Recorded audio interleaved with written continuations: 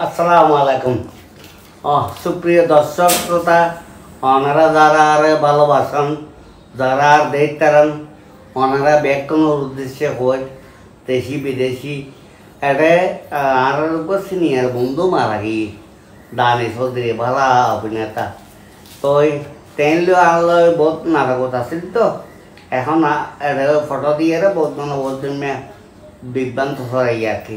ওনারা এমনি বিশেষ নজন ওনারা দোয়া ভালোবাসায় এখনও এই মুহূর্ত পর্যন্ত বাঁচতে আছি, হ্যাঁ সুস্থ আছি। তো আমি বিশেষ কিছু হতাম না স্যার, হ্যাঁ এই আপনারা দোয়া করছেন।